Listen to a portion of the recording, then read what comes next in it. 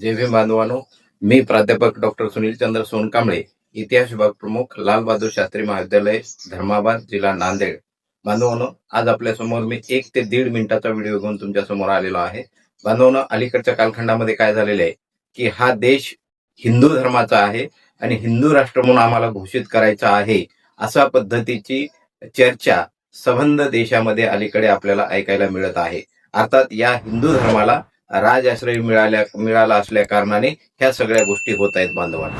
अर्थात देशातील नेते असतील, अभिनेते असतील, कलाकार असतील, खेळाडू असतील, क्रिकेटर असतील, साहित्यिक असतील, वकील असतील, अर्थात अन्य कुठल्याही खाजगी किंवा सरकारी कार्यालयातील एकूण एक कर्मचारी असेल, त्या सगळ्या कर्मचाऱ्यांकडून, सरकारी कार्यालयाकडून, शाळा, महाविद्यालय, विद्यापीठांकडून आणि सरकारकडून हा देश आता हिंदूंचा देश राहणार आहे आणि हा आम्हाला आता हिंदू राष्ट्र म्हणून घोषित करायचं आहे, अशा प्रकारच्या वल्गना, अशा प्रकारच्या घोषणा, अशा प्रकारचे स्टेटमेंट सर्वच स्तरावरून देताना आपल्याला दिसून येत आहेत बांधवांनो.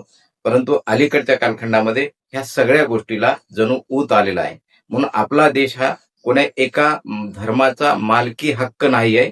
अर्थात या देशामध्ये हिंदू धर्माबरोबरच सगळ्यात आधी प्राचीन कालखंडामध्ये अगदी सुरुवातीपासून विवेकाचे धडे, विज्ञानाचे धडे देणारा बौद्ध धर्म या देशाचा मूळ धर्म आहे.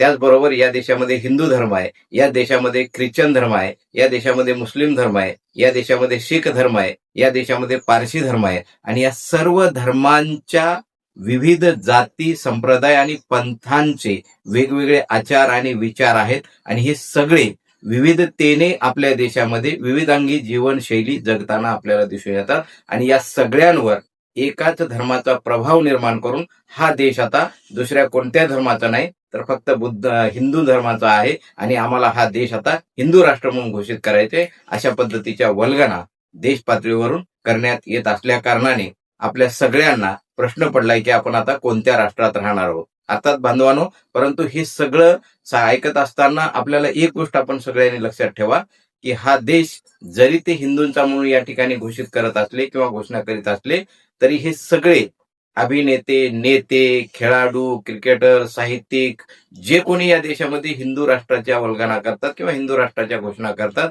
ते सगळे बाहेरच्या देशामध्ये गेल्यानंतर मात्र आम्ही बुद्धभूमीतून आलो, बुद्धाच्या देशातून आलो, अशा पद्धतीचं सांगून तिथं आदरातिथ्य मिळवतात. आता बांधवांनो, तुम्हीच सांगा की हा देश कोणाचा आहे.